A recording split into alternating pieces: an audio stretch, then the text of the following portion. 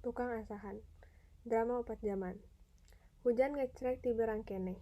Maju ka magrib, aula Graha Sanusi Harjadinata masih simpe. Nu tembong karek setting panggung, aya imah tilu di kencak katuhu jeung bagian tengah. Di belah tukang katuhu, aya 2 lawang si gagapura. Nu hiji mah make umbul-umbul.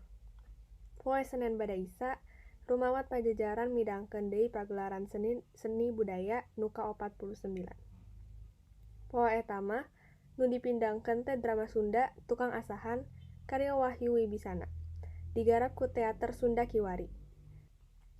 Tukang Asahan, drama lawas, dibukukan tahun 1978, tapi telangiteun amanah najan dipentaskeun zaman Kiwari. Komoapan, ieu drama teh euyeup ku palasipah nu kudu dipikiran ku nu lalajo. Drama Tukang Asahan nyaritakeun lalampahan nu dagang batu asahan, moel MGE, nu geus mangalam-alam ku kurilingan, tapi teu payu-payu. Gok tepung jeung mahasiswa, Eki Rizky, nu terus milu mangdagangkeun batu asahan. Tukang asahan jeung mahasiswa nembongkeun situasi zaman modern.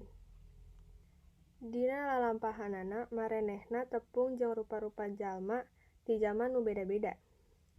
Aya sudagar Mamat Sasmita kudu nyang hareupan pamajikan ku Panasbaran, seni es.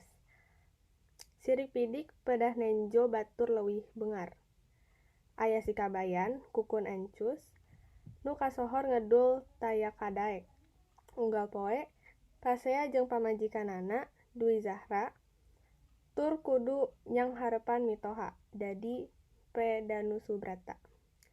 Aya deui rombongan ti zaman karajaan, nu nyaritana dikawihkeun Sija Gending Kasmen.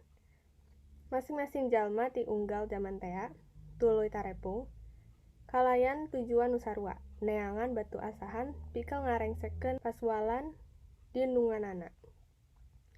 Tukang asahan ngasongkeun pasualan hirup nu kudu disurahan. Minangka hiji pintonan, ieu drama ngajak seuri, tur dina enas-enasna mangajak nyengseurikeun sorangan, jeung ngajak mikir deui. Dina ieu drama, unggal jalma najan hirup dina zaman nu beda. Saetusna boga pasualan nu sarua. Batu asahan ukur dipake simbol keur nyungsi masalah nu saetusna, nyaeta kumaha urang bisa make pikiran jeung kamampuh keur nyanghareupan kahirupan.